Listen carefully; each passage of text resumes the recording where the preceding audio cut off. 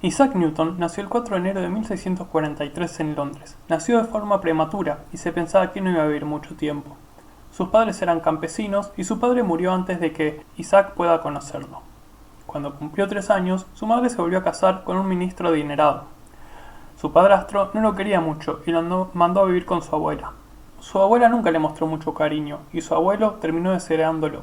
En su juventud se llevaba mejor con las chicas que con los chicos. Él era muy hábil con las manos. Una vez llegó a construir una casa para las muñecas a su mejor amiga. Él planeaba casarse con ella de adultos. Esta fue la última interacción que tuvo con una mujer. A los 12 años lo enviaron a estudiar a la escuela The King's School, donde vivió con otros 3 chicos, y a los 18 fue a la Universidad de Cambridge. Siempre se destacó académicamente, aunque nunca fue popular con las chicas.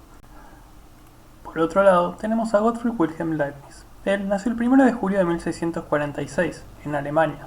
Se lo reconoce como el último genio universal, ya que fue la última persona que pudo formarse suficientemente en todos los campos del conocimiento.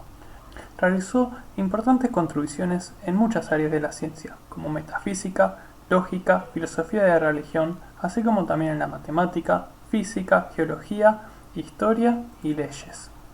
Era hijo de Federico Leibniz, un jurista y profesor de filosofía moral, y de Catherine Schmuck, hija de un profesor de leyes. Le gustaba firmar como von Leibniz, aunque no hay registros históricos de que se le haya dado un título de noble. Su padre murió cuando solo tenía 6 años, pero le dejó una gran biblioteca con la que se pudo seguir formando. En 1661, a la edad de 14 años, se matriculó en la Universidad de Leipzig y completó sus estudios a los 20 años. Uno de sus más grandes aportes a la ciencia fue la invención del cálculo. Pero entonces, ¿quién fue el verdadero padre del cálculo?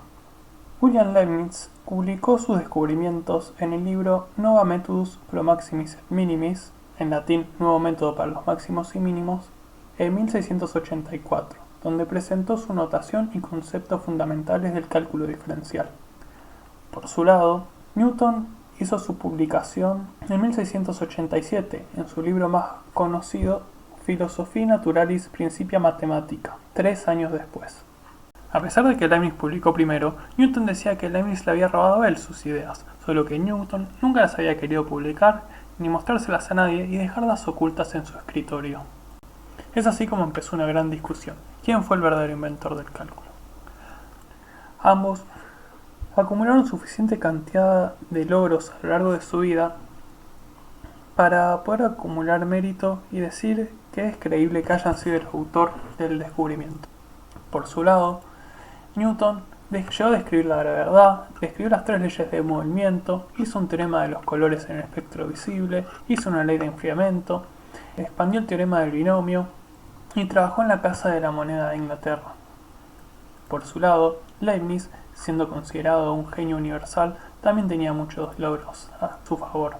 Desarrolló el sistema binario, hizo su propio teorema del todo, era un lógico con muchas contribuciones, aportó la teoría de la dinámica, hizo muchos trabajos sobre topología. En resumen, era un capo. Lamentablemente, ser un capo no era suficiente para Leibniz, ya que Newton tenía un as bajo la manga. Newton le propuso a Leibniz ir a la Royal Academy of Natural Sciences y que ellos definan quién había sido el primero en inventar el cálculo. Que ellos tenían la capacidad de investigar y ser lo suficientemente objetivos como para definirlo.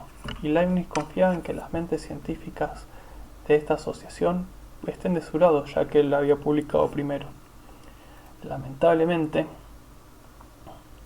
Newton no le había mencionado que recientemente lo habían nombrado a él como presidente de la Royal Academy of Natural Sciences, por lo que se definió que Newton había sido el inventor del cálculo.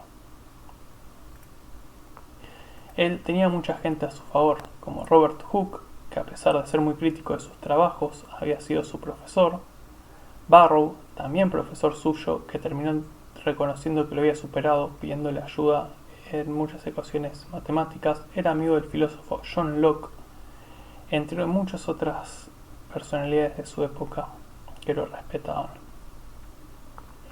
Por su lado, del lado de Leibniz estaba Bernoulli, que lo defendía, pero Newton lo presionó a retractarse. Descartes no lo quería, lo conocía pero no lo quería mucho, ya que según él Leibniz tenía una visión demasiado positiva sobre la vida. Fue así como Newton, escribiendo cartas a todos sus conocidos y científicos reconocidos de la época, logró convencerlos de que Leibniz había logrado sacarle la idea. Y hasta el día de la muerte de ambos, Newton fue conocido como el único inventor del cálculo. Hoy en día, con investigaciones modernas, esto ha cambiado. Hay muchas cartas de ambos hablando del cálculo simultáneamente. De hecho, hasta ellos habían enviado cartas entre ellos hablando de sus trabajos, así que podría considerarse que fue un trabajo mutuo. Investigadores recientes, de hecho, consideran que trabajaron en paralelo sobre lo mismo de formas muy distintas. Lo consideran lo suficientemente distintas como para decir que ambos fueron los inventores del cálculo. Esta investigación fue hecha por la Royal Academy of Natural Science, pero bueno. El motivo principal por el que se considera que trabajaron por separado y en paralelo son los enfoques. Newton trabajó el cálculo abordando el problema desde el movimiento y el cambio en la física. Su enfoque estaba ligado al estudio de la mecánica y las leyes del movimiento. Para Newton, era una herramienta para estudiar las velocidades de cambio, diferenciación y el área bajo las curvas, integración. Tenía sus propias terminologías como fluentes para definir la cantidad que cambia en el tiempo y fluxiones para hablar de la tasa de cambio de estas cantidades. Por el otro lado,